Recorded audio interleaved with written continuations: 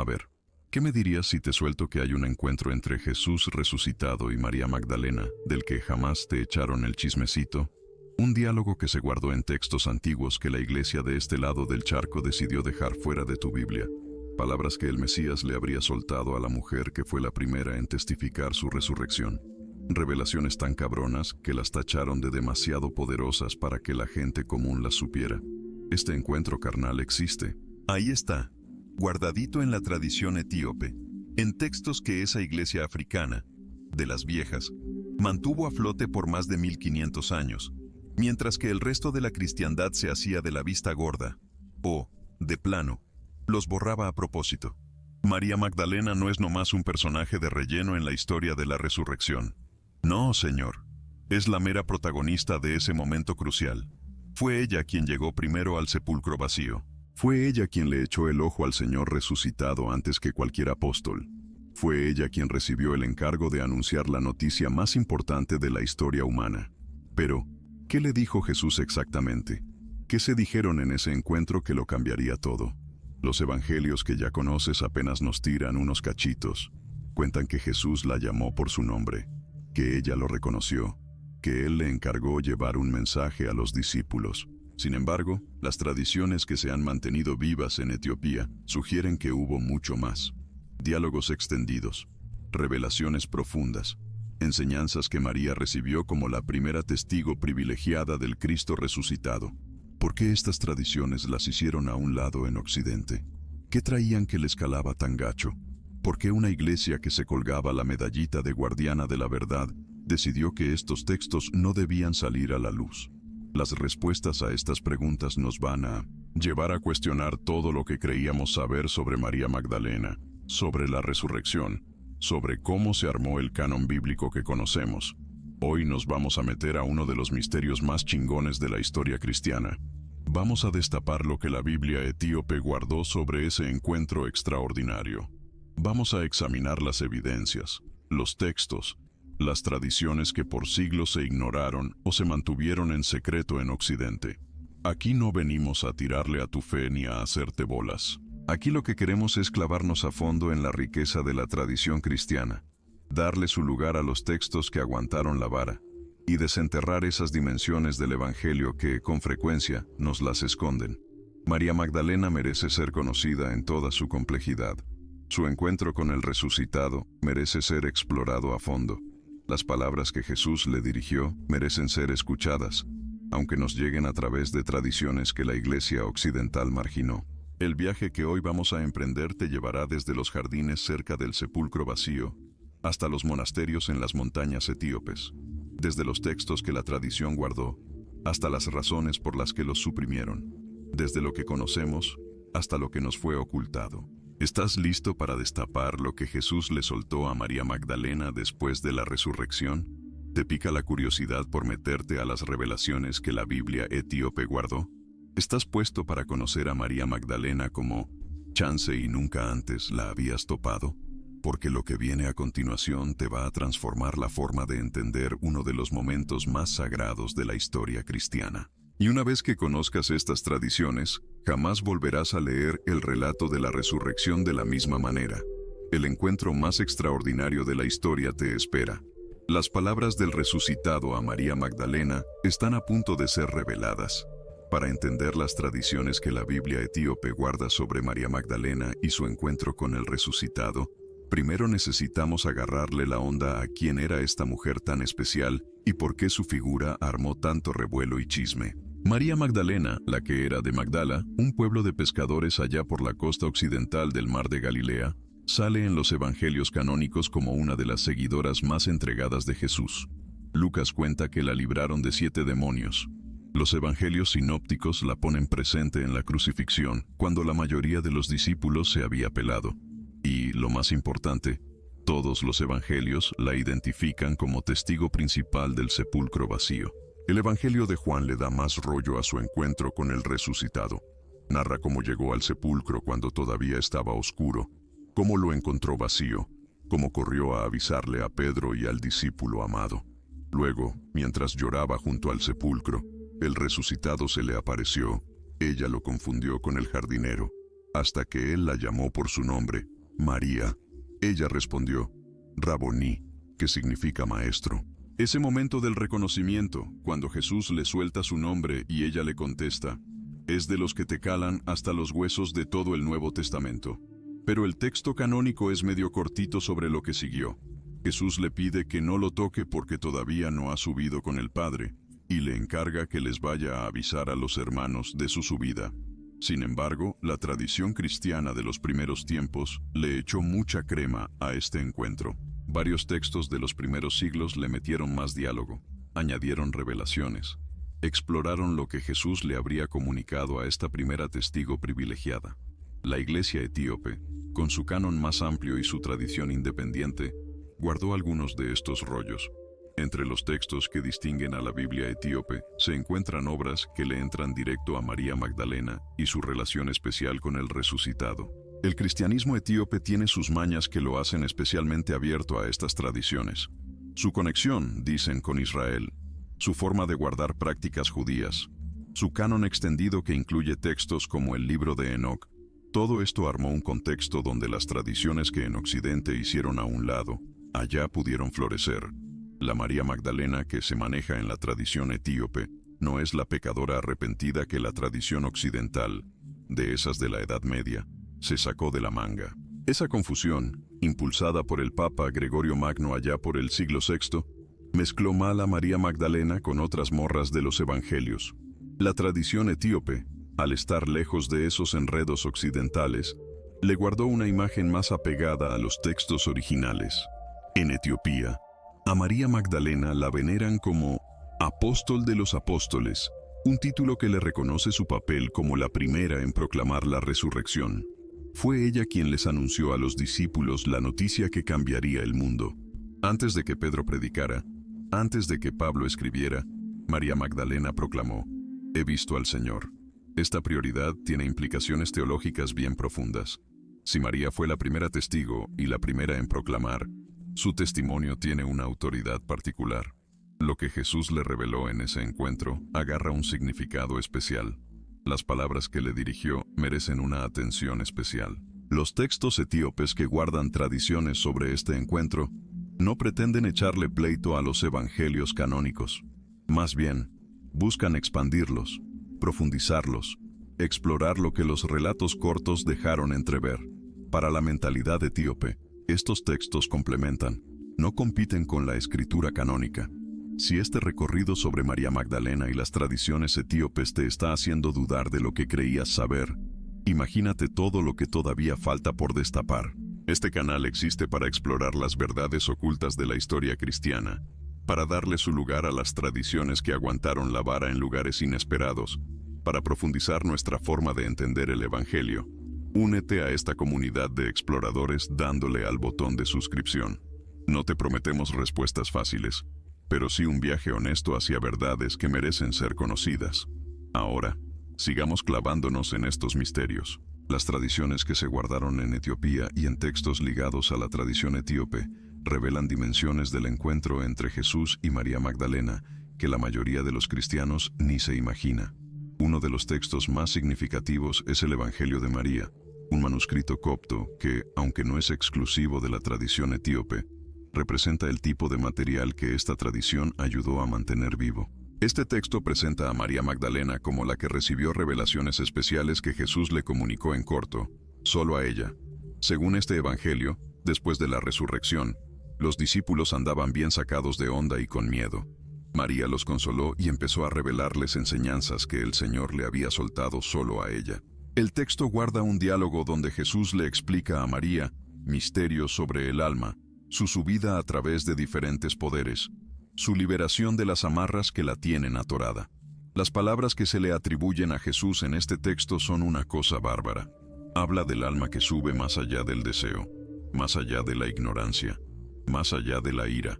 Describe un viaje interior de liberación donde el alma reconoce su verdadera esencia y se quita de encima las fuerzas que la limitan. Cuando María terminó de revelar estas enseñanzas, algunos discípulos reaccionaron con desconfianza. Andrés cuestionó si de verdad el Salvador había dicho esas cosas, pues sonaban bien raras. Pedro fue más directo. preguntando si de verdad el Señor le habría echado ese rollo a una mujer sobre estos misterios, en vez de a ellos. La respuesta de Leví a Pedro es de esas que te abren los ojos. Defendió a María, afirmando que si el Salvador la había hecho digna de recibir esas enseñanzas, ¿quién era Pedro para venir a criticarla? El Salvador la conocía bien y por eso la quería más que a ellos. Este pasaje guarda ecos de tensiones reales en el cristianismo de los primeros tiempos. La autoridad de María Magdalena, basada en su relación especial con Jesús, al parecer fue puesta en duda por algunos. Otros la defendieron. El texto mismo se la juega claramente por María. Otros textos guardados en tradiciones orientales le dan más vuelo a diferentes aspectos del encuentro. Las preguntas de María, aunque estén incompletas, sugieren que María recibió enseñanzas sobre prácticas rituales y misterios que debían transmitirse con cuidado.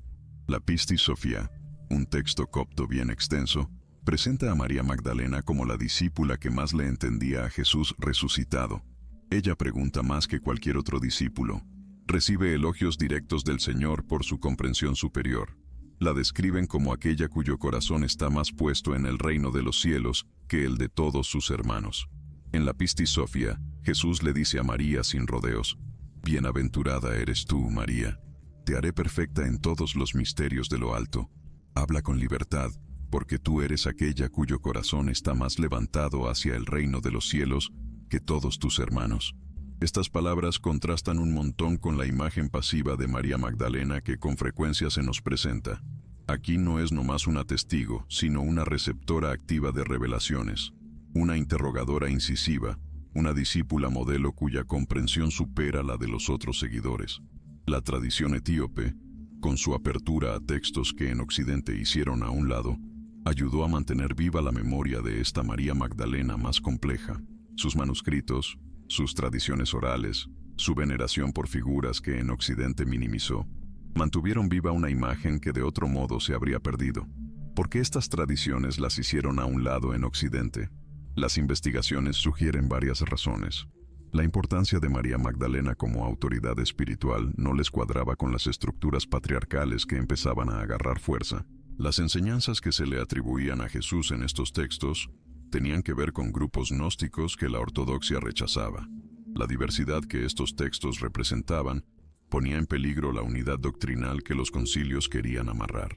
Para entender de verdad las tradiciones sobre María Magdalena y el resucitado, necesitamos clavarnos en el mundo del cristianismo de los primeros tiempos, donde estas tradiciones nacieron. El siglo I fue una época de una diversidad bárbara dentro del movimiento de Jesús. Todavía no había una ortodoxia única ni un canon cerrado. Diferentes comunidades guardaban diferentes tradiciones, le daban más peso a distintos aspectos de la enseñanza, veneraban a diferentes figuras. En este contexto, María Magdalena tenía un lugar de honor en varias comunidades. Su papel como primera testigo de la resurrección la ponía en una posición de autoridad que algunas tradiciones le dieron mucho vuelo, mientras que otras, con el tiempo, le bajaron el perfil. Las comunidades que veneraban particularmente a María Magdalena parece que estaban conectadas con corrientes del cristianismo que valoraban la experiencia mística directa, la revelación personal, el conocimiento interior. A estas comunidades, después, con frecuencia las etiquetaron como gnósticas. Aunque ese término abarca un chorro de diversidad, el gnosticismo, en sus muchas formas, no era nomás una herejía rara. Era una forma de vivir y entender el cristianismo que por siglos convivió con lo que al final se convertiría en la ortodoxia. Sus textos, aunque los hicieron a un lado, guardan tradiciones que tienen sus raíces en el periodo más temprano del movimiento cristiano. La importancia de María Magdalena en textos gnósticos no significa que fuera una figura que los gnósticos se inventaron. Al contrario, sugiere que su relevancia era tan reconocida que varias tradiciones la reclamaban. Los gnósticos no se sacaron de la manga a una María Magdalena importante. Heredaron tradiciones sobre su importancia que luego desarrollaron de maneras particulares. El mundo mediterráneo del siglo I conocía varios modelos de autoridad religiosa femenina. Las sacerdotisas tenían papeles destacados en varios cultos. Las profetisas eran figuras reconocidas en tradiciones judías y paganas. El cristianismo primitivo, con su mensaje relativamente parejo, al principio no excluyó a las mujeres de roles de liderazgo. Pablo menciona a mujeres que le echan la mano en el Evangelio. Los Hechos de los Apóstoles nombran a profetisas. Las cartas pastorales, aunque más restrictivas, dan fe de que el tema del liderazgo femenino se debatía. María Magdalena, como primera en proclamar la resurrección, encajaba de forma natural como figura de autoridad. Etiopía, cuando le llegó el cristianismo en el siglo IV, heredó tradiciones que incluían esta importancia femenina. Su aislamiento geográfico la protegió de algunos de los procesos de homogeneización que afectaron al cristianismo mediterráneo. Las tradiciones sobre María Magdalena que en Occidente hicieron a un lado, pudieron sobrevivir en las montañas etíopes. La veneración etíope de María Magdalena sigue viva hasta hoy. La festejan con fiestas especiales en el calendario litúrgico. Su imagen se asoma en manuscritos iluminados. Su historia se platica en sermones y rezos populares. No es una figura cualquiera, sino una santa bien venerada, cuyo testimonio de la resurrección se tiene como algo fundamental. Los manuscritos etíopes guardan textos sobre María Magdalena que no se encuentran en otras tradiciones. Algunos son versiones ge'ez de textos conocidos en otros idiomas. Otros pueden ser rollos únicos de la tradición etíope. Todos dan fe de una veneración continua que en Occidente con frecuencia se perdió. La tradición oral etíope complementa los textos escritos. Historias sobre María Magdalena se transmiten de generación en generación. Detalles que no aparecen en ningún texto conocido circulan en comunidades devotas. Esta tradición viva puede guardar ecos de tradiciones más antiguas que los textos escritos no alcanzaron a atrapar. El contexto etíope también incluye una apreciación particular por las figuras femeninas sagradas. La Virgen María ocupa un lugar central en la devoción etíope, pero otras mujeres santas también son veneradas. Acabamos de ver cómo conceptos fundamentales como apostolado, revelación privada, resurrección y valor histórico nos ayudan a entender las tradiciones sobre María Magdalena. Pero me pregunto, ¿cuál de estas revelaciones te ha volado más la cabeza? ¿Conocías el título Apóstol de los Apóstoles? ¿Sabías que existían textos antiguos que le daban más rollo a su encuentro con el resucitado? Comparte en los comentarios.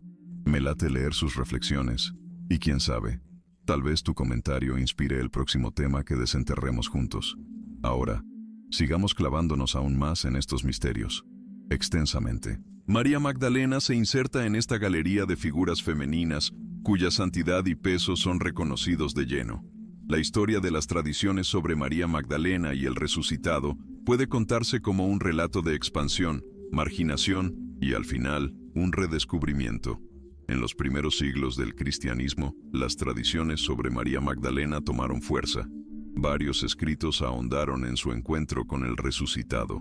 Su autoridad como primera testigo era reconocida a todas luces. Su figura era fuente de devoción y reflexión teológica. Los padres de la Iglesia del siglo II y III la citaban con frecuencia y respeto. Hipólito de Roma la llama Apóstol de los Apóstoles. Orígenes la toma como ejemplo de fe. Si bien los textos más clavados sobre sus revelaciones no fueron aceptados por todos, el peso de su figura, la neta, no se ponía en duda.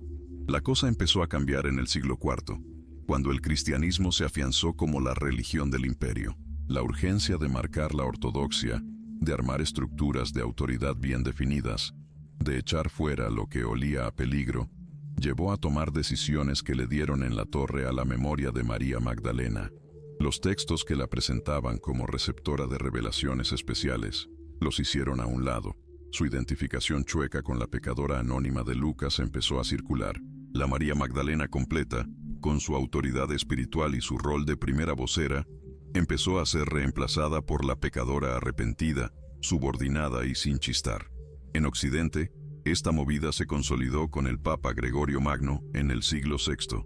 Su identificación de María Magdalena con María de Betania y con la pecadora anónima, aunque sin un respaldo textual que valga, se volvió la tradición oficial, la que se impuso. La apóstol de apóstoles acabó convertida en la prostituta arrepentida. ¿Te imaginas? Esta imagen chueca dominó el cristianismo occidental por más de 1000 años.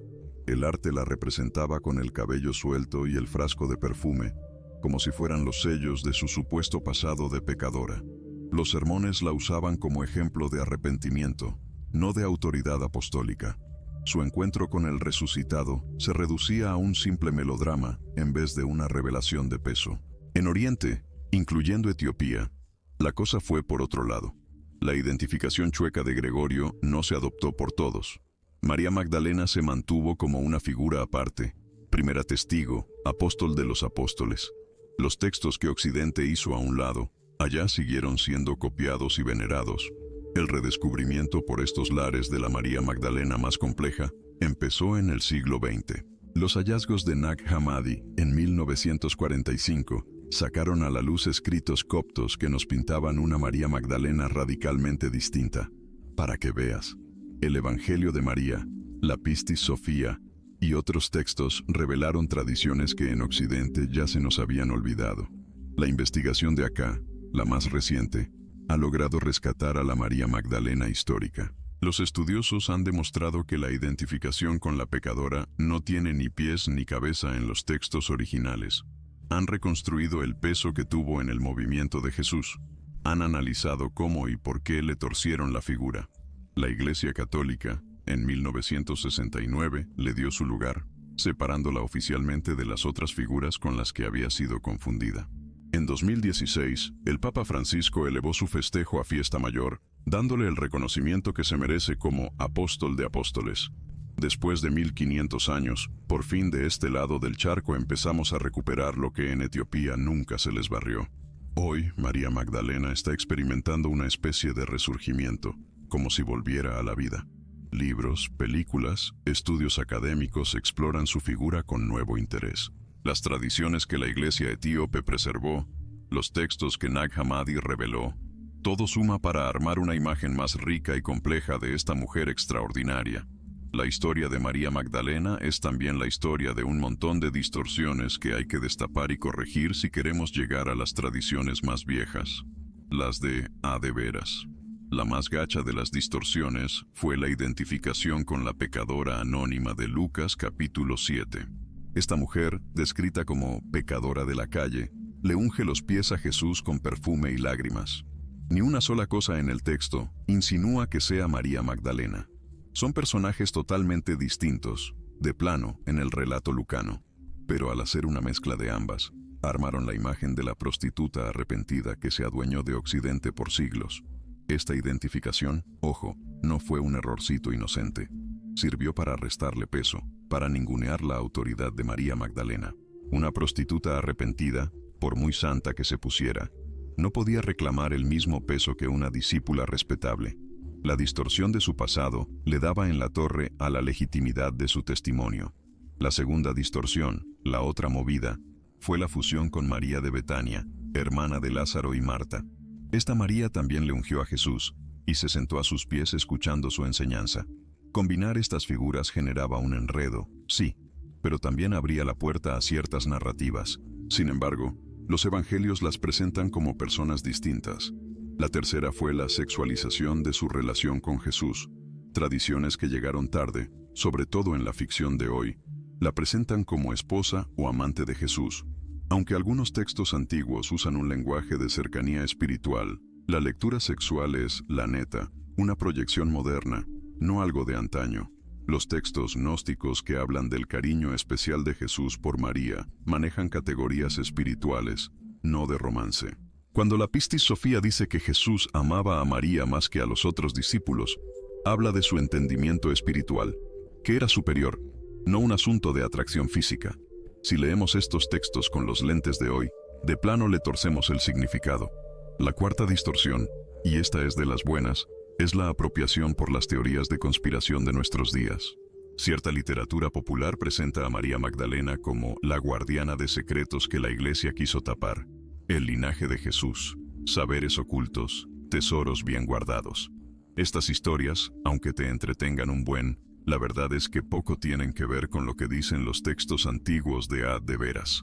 Las tradiciones etíopes y gnósticas sobre María Magdalena no andan con cuentos de linajes secretos ni de complots vaticanos. Hablan de revelaciones espirituales, de un conocimiento que viene de adentro, de la autoridad que nace de una relación directa con lo divino. Reducir esto a una teoría de conspiración de tercera, de plano le quita toda la profundidad a tradiciones bien importantes. La quinta distorsión es la idealización, pero del otro lado, y esta también se pasa de la raya. Algunas lecturas contemporáneas presentan a María Magdalena como una especie de protofeminista, la líder de un cristianismo parejo que el patriarcado se encargó de enterrar. Aunque hay algo de verdad en esta visión, simplificar de más no le hace justicia a la complejidad de la historia. ¿Sabes? El cristianismo primitivo no era simplemente patriarcal versus igualitario. Era bien diverso, de formas que no caben fácil en nuestras categorías de hoy. María Magdalena era importante, pero las razones de su peso no eran idénticas a las que hoy valoramos. Proyectar nuestras agendas de hoy, de plano, distorsiona tanto como las viejas distorsiones. Recuperar la María Magdalena histórica exige que nos movamos con cuidado entre tantas distorsiones. Hay que mandarle al diablo la imagen de la prostituta arrepentida, pero sin irnos al otro extremo con idealizaciones. Hay que valorar su autoridad espiritual sin sexualizarla a lo tonto. Hay que reconocer las tradiciones que la honran sin que se nos convierta en un pretexto para teorías de conspiración. La tradición etíope ofrece una perspectiva valiosa precisamente porque se libró de algunas de las distorsiones de por acá. Su María Magdalena no es prostituta arrepentida porque jamás se compró esa identificación chueca. Es apóstol de los apóstoles porque esa tradición se mantuvo viva, sin interrupciones. Pero tampoco es un personaje de fantasías de moda. Las pruebas que respaldan las tradiciones sobre María Magdalena como figura de autoridad y receptora de revelaciones son de peso y bien variadas. La primera pista viene de los evangelios canónicos mismos. Los 4 evangelios nombran a María Magdalena como testigo de la crucifixión y del sepulcro vacío. Juan la identifica específicamente como la primera persona en ver al resucitado. Que aparezca con tanto peso en los textos canónicos ya es una base sólida para las tradiciones que la desarrollaron. Significativamente, María Magdalena aparece en listas de mujeres que seguían a Jesús casi siempre en primer lugar. Fíjate bien, esta posición sugiere que era la de más peso. No era una más del montón de seguidoras. Era, al parecer, la más picuda de todas. La segunda prueba viene de los hallazgos de Nag Hammadi. En 1945, unos campesinos egipcios se toparon con una colección de manuscritos coptos enterrados en el siglo IV. Entre ellos estaba el Evangelio de María, que nos la presenta como la que recibía revelaciones especiales. Este texto, aunque esté en pedazos, nos demuestra que en el siglo II ya había comunidades que la veneraban como una autoridad espiritual. Así de claro, no es un invento de ahora. Es un testimonio de antaño de tradiciones que ya andaban por ahí en los primeros siglos del cristianismo. La Pistis Sophia, un texto copto que no tiene fin, nos muestra a María Magdalena como la discípula que mejor le entendía a Jesús. En este texto, ella hace más preguntas que cualquier otro discípulo, y se gana elogios bien claros por su forma de entender las cosas. Las frases que se le achacan a Jesús en este texto son de llamar la atención. La llama pura espiritual, asegura que su corazón está más puesto en el reino que el de sus hermanos, y promete hacerla una maestra en todos los misterios. Estas expresiones reflejan una veneración profunda que no salió de la nada. La cuarta línea de pruebas viene de los padres de la Iglesia. Hipólito de Roma, en el siglo III, la nombra, sin rodeos, apóstol de los apóstoles. Este título no era un invento de grupitos que andaban por fuera. Venía de un obispo de peso, de la Iglesia de Roma. Orígenes discute su papel como primera testigo. Efrén el Sirio le echa flores. Hasta autores que después serían considerados de la línea oficial reconocían el peso especial que tenía. El que María Magdalena fuera hecha a un lado no fue algo de la noche a la mañana, sino un proceso que se fue dando poco a poco. La quinta prueba es la tradición etíope que sigue viva. La Iglesia etíope ha venerado a María Magdalena sin parar por más de 1500 años. Se celebra su fiesta. Sus imágenes adornan los manuscritos. Su historia se cuenta en las devociones del pueblo. Esta tradición viva no es una prueba directa de lo que pasó históricamente entre Jesús y María, pero sí es prueba de que ciertas tradiciones sobre su importancia nunca se apagaron, que se mantuvieron en comunidades que no se tragaron las distorsiones de Occidente. Los manuscritos etíopes que traen material sobre María Magdalena ya se están catalogando y estudiando. Algunos han sido publicados y traducidos. Otros siguen en los monasterios esperando que los académicos les echen un ojo. El corpus completo todavía no se conoce a fondo. Hemos dado un buen repaso a pruebas fascinantes sobre María Magdalena y su lugar en las tradiciones cristianas antiguas. Y a propósito de esta búsqueda de conocimiento sobre las tradiciones olvidadas del cristianismo, me gustaría saber, ¿desde dónde nos estás echando ojo? ¿De qué ciudad o de qué rinconcito de México o del mundo nos acompañas? Déjanos tu ubicación en los comentarios. Me fascina ver cómo gente de todos lados andamos buscando las mismas respuestas sobre estos misterios de la fe. Y ahora sí, pasemos a uno de los capítulos más reveladores de toda esta bronca.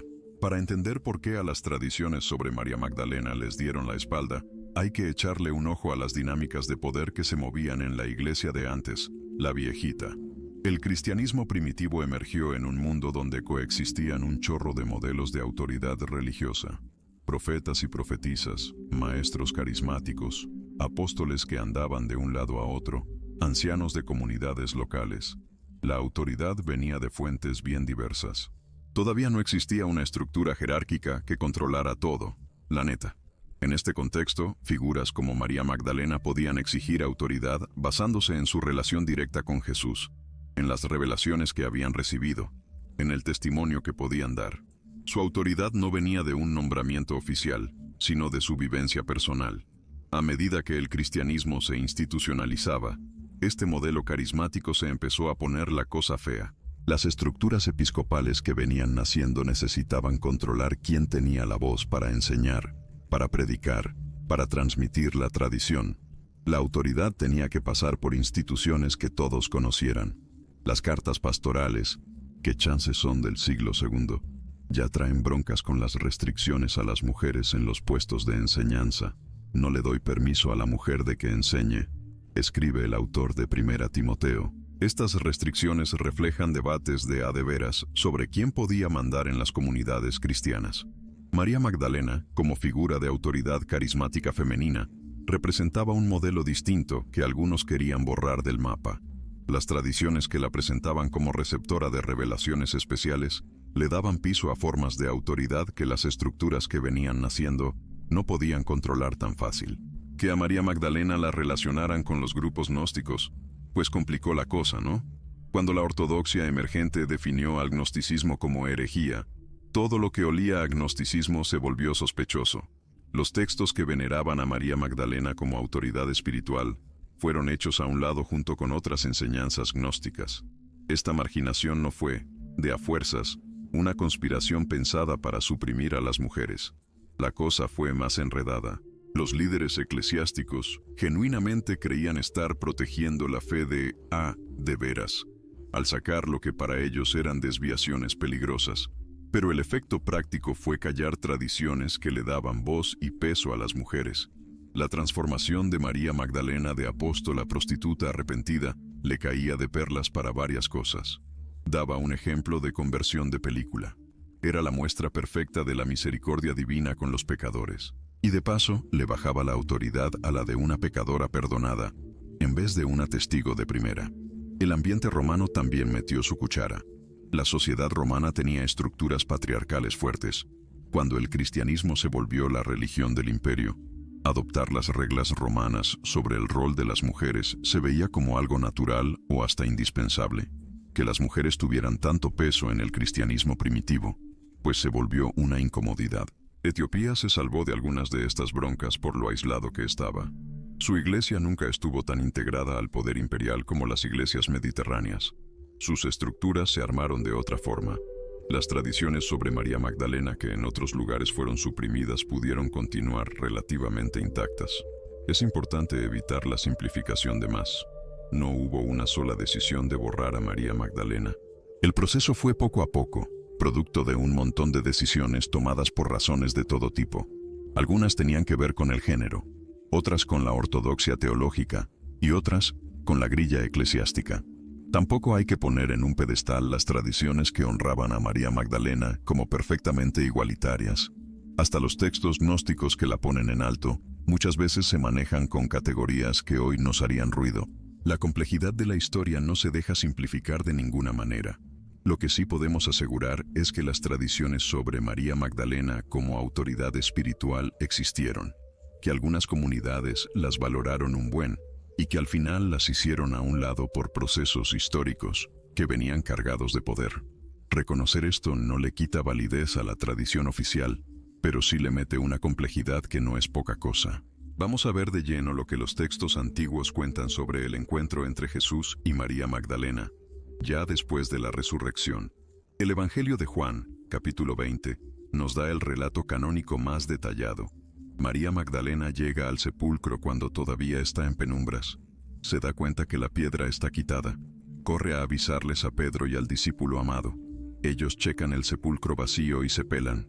Entonces el texto nos cuenta el encuentro. María se queda junto al sepulcro, echando lágrima. Se asoma al sepulcro y ve a 2 ángeles. Le preguntan que por qué está llorando. Ella les contesta que se llevaron a su Señor y no sabe dónde lo dejaron.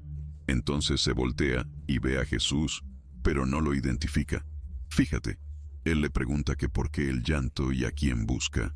Ella, creyendo que es el jardinero, le pide que le diga dónde lo puso para poder llevárselo ella misma. El momento en que lo reconoce es de otro nivel. Jesús le dice nomás, María, y ella contesta, Raboní, o sea, maestro. En ese cruce de nombres, Sas, el reconocimiento. La voz que pronuncia su nombre es inconfundible, no hay pierde. Jesús entonces dice, no me toques, porque todavía no subo con el Padre, pero ve con mis hermanos y diles, subo con mi Padre y con el Padre de ustedes, con mi Dios y con el Dios de ustedes. María Magdalena va y les da la noticia a los discípulos. He visto al Señor, y les cuenta lo que Él le había dicho. Este relato canónico es la mera base sobre la que se armaron las tradiciones que se extendieron. Los textos posteriores no le llevan la contraria a esta narrativa. Más bien la hacen más grande, la desarrollan, se clavan en lo que pudo haberse dicho, aparte de lo que Juan anotó. El Evangelio de María, aunque esté en pedazos, nos guarda un diálogo bien largo. Después de que el Salvador se les aparece a los discípulos que están juntos, María los consuela y empieza a soltarles enseñanzas que ella recibió en una visión. Las palabras que se conservan describen cómo el alma sube a través de diferentes poderes. El alma se topa con el deseo, que la acusa de no haberlo visto cuando bajó ni de reconocerlo cuando subía. El alma le contesta, te vi, pero tú ni me viste ni me reconociste. Te serví como un vestido y no me conociste. Luego el alma se encuentra a la ignorancia, que le hace preguntas. El alma proclama, lo que me ataba ya murió, lo que me rodeaba fue destruido, mi deseo se acabó, y la ignorancia se fue al panteón. Al final, el alma se topa con la ira en 4 formas. Después de rifarse estos encuentros, el alma llega al reposo en el silencio. Estas enseñanzas, que se le atribuyen a una revelación que Jesús le pasó a María, describen un viaje de liberación por dentro. El lenguaje es metafórico, místico, enfocado en la transformación del espíritu.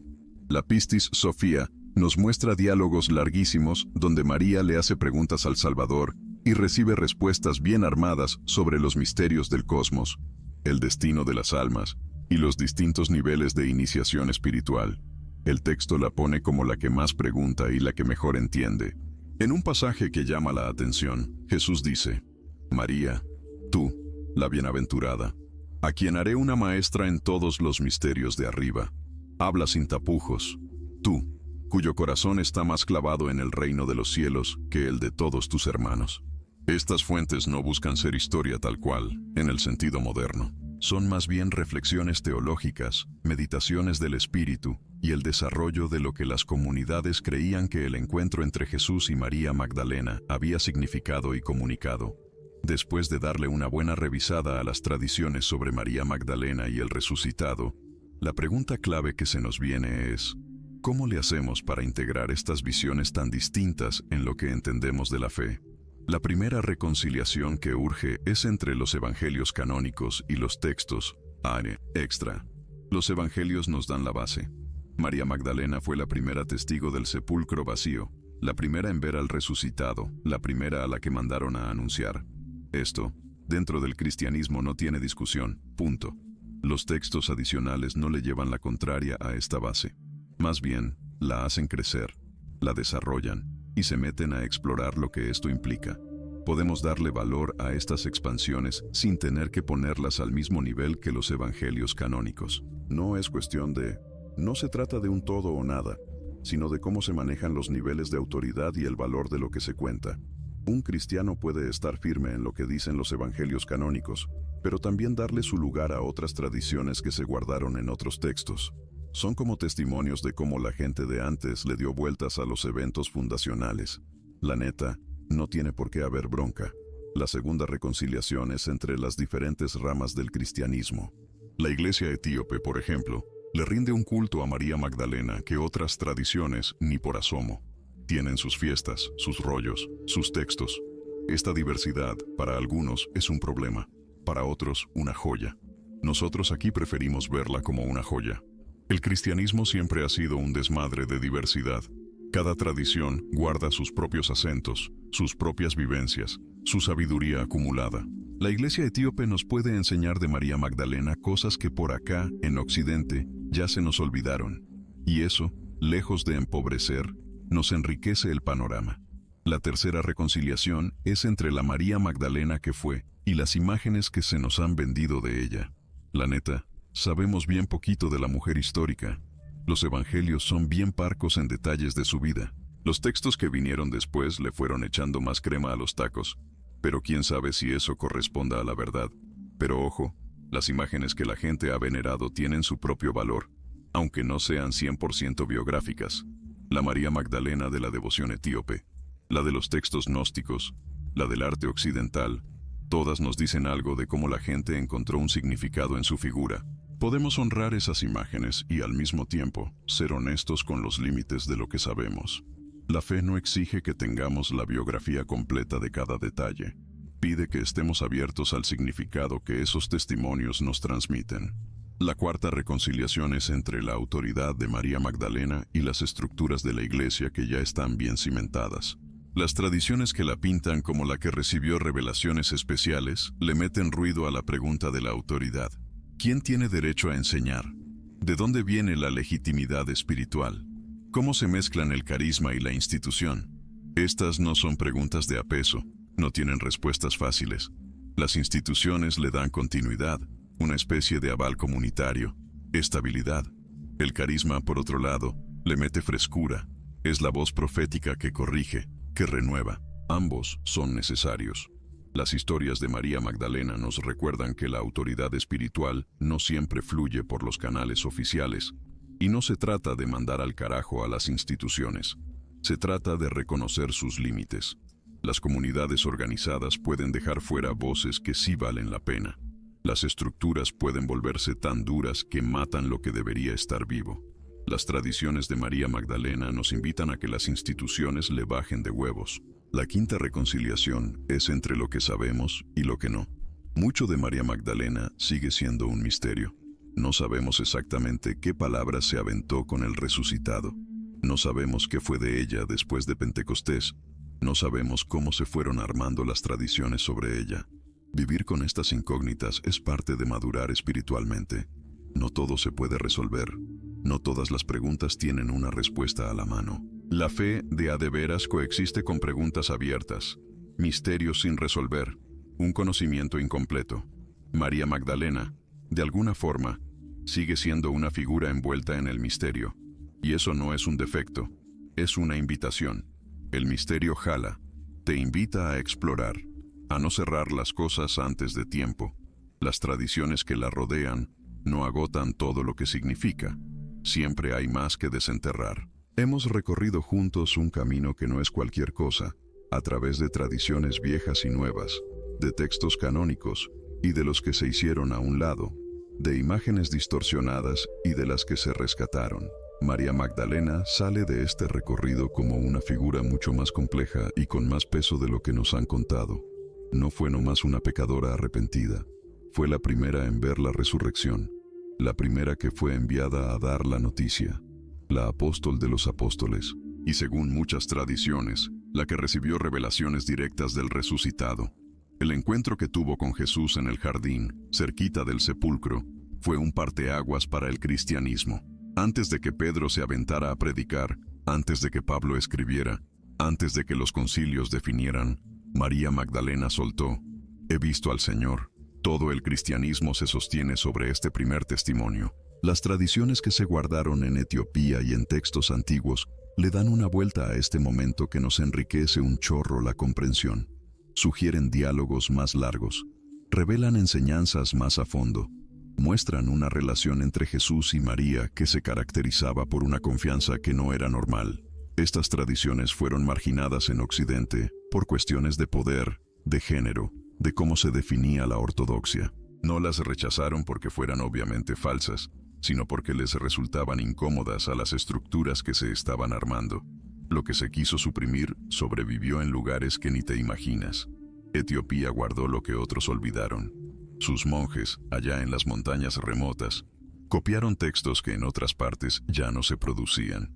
Su tradición, aislada de algunas distorsiones occidentales, mantuvo una María Magdalena más fiel a los testimonios más antiguos. El redescubrimiento de estas tradiciones es uno de los eventos más significativos de la historia religiosa reciente. No es cualquier cosa. Los manuscritos de Nag Hammadi, los estudios de los académicos, el recuperar las perspectivas de Oriente, todo le pone más carne al asador para tener una imagen más completa de los orígenes del cristianismo. Si llegaste hasta aquí, ya eres parte de este jale de redescubrimiento. Has escuchado tradiciones que muchos ni conocen. Has considerado puntos de vista que a menudo se ignoran.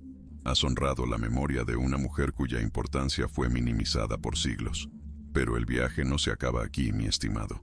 María Magdalena sigue siendo un terreno para explorar. Los textos etíopes todavía no han sido catalogados ni estudiados por completo. Las tradiciones orales siguen circulando. Siempre hay más que desenterrar sobre esta primera testigo del evento más importante de la historia cristiana. Las palabras que Jesús le aventó en el jardín resuenan a través de los siglos. María. El simple hecho de pronunciar su nombre fue suficiente para que ella lo reconociera. En ese momento, todo cambió. La muerte había sido vencida. La proclamación apenas comenzaba. El cristianismo estaba naciendo. Llegamos al final de este viaje que no es cualquier cosa, sobre lo que la Biblia etíope nos revela acerca del encuentro entre Jesús y María Magdalena después de la resurrección. Si has llegado hasta aquí, es porque eres de esas personas que buscan un conocimiento más a fondo, que le dan valor a las tradiciones que se guardaron en lugares inesperados, que entienden que la riqueza del cristianismo excede lo que cualquier tradición única puede atrapar. Este canal existe para gente como tú, así de sencillo. Si todavía no le has dado a suscribir, este es el momento perfecto. Tenemos mucho más que explorar juntos sobre las tradiciones olvidadas, los textos que se salvaron, los misterios de la fe que merecen ser conocidos. Tu compañía en este camino lo significa todo. Activa la campanita para que no te pierdas ningún video. Aguas. Y ahora, en tu pantalla va a aparecer otro video que seguirá expandiendo tu perspectiva sobre los secretos de la historia cristiana. No te detengas aquí. La búsqueda del conocimiento nunca termina. María Magdalena fue la primera testigo, la primera en proclamar, apóstol de los apóstoles, la que recibió revelaciones que las tradiciones etíopes guardaron. Su voz, silenciada por siglos en Occidente, está siendo recuperada. Y ahora, tú conoces su historia más completa que la mayoría. Honra ese conocimiento, comparte lo que aprendiste, y nunca dejes de buscar las verdades que las diversas tradiciones del cristianismo guardan. El encuentro en el jardín fue solo el comienzo. Las palabras del resucitado a María Magdalena siguen resonando. Y tú, al completar este viaje, te has convertido en heredero de tradiciones que cruzaron milenios para llegar hasta aquí.